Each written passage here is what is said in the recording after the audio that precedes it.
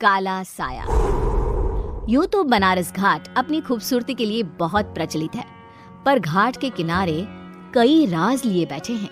ये कहानी शुरू होती है बनारस के घाट के पास बने ममता निवास से, जहाँ प्रिया लाल जोड़े में ममता के घर उसकी बहू बनकर आती है।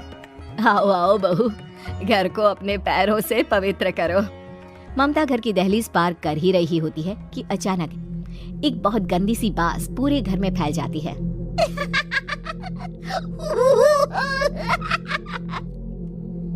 ये बदबू और ये आवाजें, ये कौन हंस रहा है माँ? अब ये पड़ोसी ना हमारे थोड़े अलग से है। कहाँ हम शाकाहारी और ये मांस मच्छी खाने वाले। छोड़, तू ध्यान मत दे और गृह प्रवेश कर। और हाँ बहू, अपनी सास की एक बात हमेशा याद रखना, इन पड़ोसियों से तो कभी बात नहीं करेगी। अच्छे लोग नहीं है ये। अपनी सास की ये बात मानेगी ना बेटा? हाँ माँ, जो आपकी मर्जी, मैं उनसे बात नहीं करूंगी। अगले दिन प्रिया अपनी पहली रसोई बनाने रसोई घर में जाती है। ये छो की बात तो नाक में जा रही है। एक काम करती हूँ, खिड़की खोल देती हूँ। प्रिया खिड़की खोलने जाती है। इतने चाले, लगता है इस खिड़की को कभी खोला ही नहीं गया। पर ऐसा क्यों? ओह, नॉनवेज की स्मेल आती होगी ना। 2 मिनट के लिए खोल लेती हूँ, फिर बंद कर दूंगी। प्रिया खिड़की खोलती है। खिड़की खोलते ही उसकी नजर सामने वाले घर की खिड़की पर पड़ती है, जहाँ एक लड़की खड़ी होती है। हाथों में मेहंदी, लाल रंग की साड़ी, बिल्कुल सजी धजी, मानो प्रिया की तरह ही वो भी नई नवेली बहू हो। वो प्रिया को देखकर मुस्कुराती है। हे भगवान, माँ ने तो इनसे बात करने को मना किया था।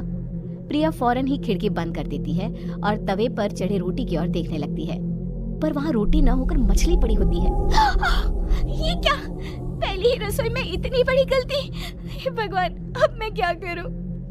प्रिया बहुत डर जाती है और फौरन रसोई की सफाई करने और फिर सभी के लिए खाना बनाने लग जाती है। जब वो सबको खाना परोसती है, सब तो ठीक है, मैं बेकार में चिंता कर रही थी। हे भगवान, ऐसे ही बस अपनी कृपा बनाए रखना। रात के वक्त जब सब सो रहे होते हैं, तब प्रिया को पायल की आवाज सुनाई देती है, जिससे उसकी आंख खुल जाती है। ये पायल की आवाज कहाँ से आ रही है? प्रिया उठकर उस आवाज के पीछे छत की सीढ़ियों तक जाती है। तभी उसे बच्चे के रोने की आवाज आती है। प्रिया छत पर जाती है तो क्या देखती है? वही लाल साड़ी वाली लड़की अपनी गोद में एक नवजात बच्चे को घुमा घुमा कर सुला रही है। तभी प्रिया की नजर उसके पेट पर पड़ती है। ओह गॉड, ये तो प्रेग्नेंट भी है। सुनिए, बच्चा सो नहीं रहा है क्या? मैं कुछ मदद करूं? नहीं नहीं, आपके घर वालों को अच्छा नहीं लगेगा, मैं संभाल लूंगी। स्नेहा की गोद से बच्चा हाथ मारकर प्रिया की गोद में आने को छटपटाने लगता है। दोनों घर अगल बगल में बने होने के कारण प्रिया उस बच्चे को गोद में ले लेती है। प्रिया के पास आते ही वो सो जाता है। बच्चे का वो स्पर्श रात भर प्रिया भूल नहीं पाती और अगली सुबह वो छत पर कपड़े सुखा रही होती है। तभी उसे एक औरत इशारा करके बुलाती है। स्नेहा कह रही थी बाबू तुम्हारी गोद में आते ही सो गया। मैं गौरी, स्नेहा की माँ हूँ। बहू, घर आना, बाबू को खिला भी लेना। शाम को जब घर पर कोई नहीं रहता, बच्चे से मिलने के लिए प्रिया छिपकर अपनी पड़ोसन के घर चली जाती है और कुछ देर बच्चे को खिलाकर वापस लौट आती है। इसके कुछ दिन बाद ही प्रिया को पता चलता है कि वो माँ बनने वाली है। ममता की खुशी का ठिकाना नहीं रहता। माँ जी, पता नहीं क्यों उल्टी आ रही है। प्रिया भागती हुई वॉशरूम में जाती है तो हरे और लाल रंग की उल्टी करती है। उस उल्टी में से कीड़े निकलते हैं। ये क्या? खून और ये कीड़े! माँ! माँ! प्रिया की आवाज सुनकर ममता दौड़कर आती है, पर बेसिन में कुछ नहीं होता। प्रिया हक्की बक्की रह जाती है। ये सब क्या हो रहा है? प्रिया घबरा जाती है और अपने कमरे में जाकर सो जाती है।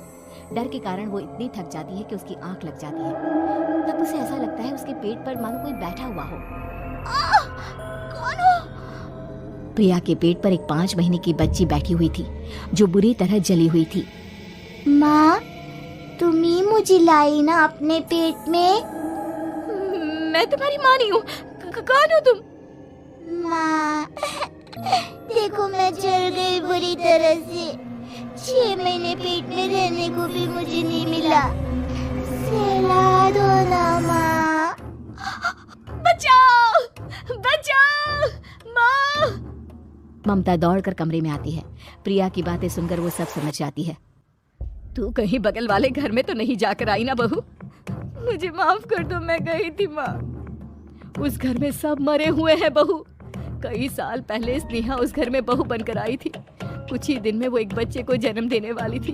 पूरा घर बच्चे के आने की खुशी में खोया था कि एक दिन अचानक उस घर में आग लग गई। सब बुरी तरह जलकर मर गए। गौरी आज भी दादी बनने का इंतजार कर रही है और इसीलिए स्नेहा ने अपना अजन्मा बच्चा तुम्हारी कोख में डाल दिया। ममता ये कह रही होती है कि पीछे से उसके पैरों को एक बच्चा पकड़ लेता है। दादी दादी। माँ, स्नेहा की गोद में यही बच्चा था। ये बच्चा कौन है फिर? तेरी मौत है। तेरी भी दादी। जिस चीज का ममता को डर था वही हो गया। ममता निवास के ऊपर मौत ने चादर बिछा दी थी। प्रिया का पेट ऐसे बढ़ जाता है मानो 9 महीने का हो। 2 हाथ उसके पेट से बाहर निकलते हैं। बहू, संतोष को फोन कर, किसी पंडित जी को बुला बहू। प्रिया का पति भागता हुआ घर आता है। ये तो होना ही था माँ। तेरा पाप तेरे सामने आ गया तो तू सह नहीं पा रही है। स्नेहा घर में आग लगी नहीं थी, माँ ने लगाई थी प्रॉपर्टी की लालच में। और वो बच्चा मेरी पहली पत्नी का बच्चा है, मेरा बेटा, जो कि उस आग की चपेट का शिकार हो गया था। मैंने तुमसे ये सब माँ के कहने पर छुपाया था। मुझे माफ कर दो प्रिया। तुम अगर चाहो तो यहाँ से जा सकती हो।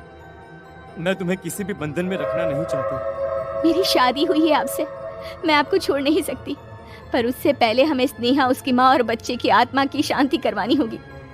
संतोष और ममता गौरी के घर जाते हैं। अंदर सब कुछ जला हुआ होता है। जमीन पर जली हुई लाशें बिखरी हुई थी। ममता रो रो कर अपनी करने की माफी गौरी से मांगती है। प्रिया स्नेहा के घर वालों का अंतिम संस्कार करवा देती है और ममता निवास फिर से आत्माओं के साए से मुक्त हो जाता है।